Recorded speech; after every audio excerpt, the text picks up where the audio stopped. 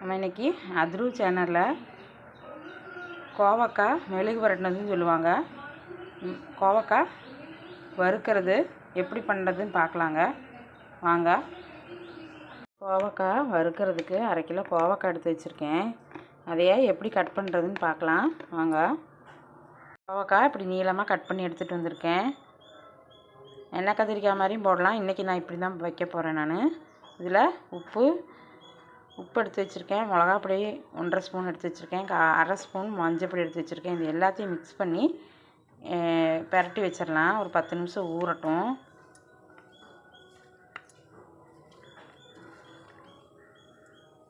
இந்த மாதிரி மிளகாப்பொடியெல்லாம் போட்டு பெரட்டியாச்சு. ஒரு 10 நிமிஷம் ஊறிடுச்சு. இதை வடைச்சட்டியில் போட்டு வறுத்துடலாம். வடைச்சட்டியில் போட்டுக்கோங்க. எண்ணெய் ஊற்றி வறுத்துடலாம். கோவக்காய் நல்லா வறுபட்டுருக்கு. எண்ணெய் ஒரே இதாக ஊற்றாமல் கொஞ்சம் கொஞ்சமாக ஊற்றலாம். முருகி வரும். நல்ல டேஸ்ட்டாக இருக்கும். எல்லாம் கோவக்காய் கசக்குன்னு சாப்பிட மாட்டாங்க. நான் இப்படி வறுத்து பாருங்கள், சூப்பர் டேஸ்ட்டாக இருக்கும். கோவக்காய் ரெடி ஆயிடுச்சுங்க. இனி வறுத்ததுன்னா ரொம்ப கம்மியாயிரும். இதுவே நல்லா வறுபட்டுருச்சு. நம்ம எவ்வளோ போட்டால் எவ்வளோ ஆயிருக்கு பாருங்கள்.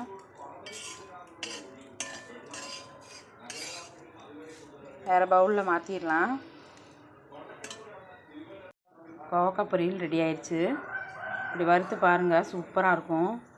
எப்போவுமே பொரியல் தானே பண்ணுவீங்க, இப்போ இப்படி செஞ்சு பாருங்கள், சூப்பர் டேஸ்ட்டாக இருக்கும். இது வந்து மலையாளத்தில் மெழுகு வரட்டி இதுன்னு சொல்லுவாங்க. நல்லா டேஸ்ட்டாக இருக்குங்க. செஞ்சு பாருங்கள். இந்த வீடியோ உங்களுக்கு பிடிச்சிருந்ததுன்னா லைக் பண்ணுங்கள், ஷேர் பண்ணுங்கள். ஃபஸ்ட் டைம் பார்க்குறவங்களா இருந்ததுன்னா சப்ஸ்கிரைப் பண்ணி பக்கத்தில் இருக்கிற ஆளுங்கிற பெல் பட்டன் அமுத்துங்க. தேங்க்யூ.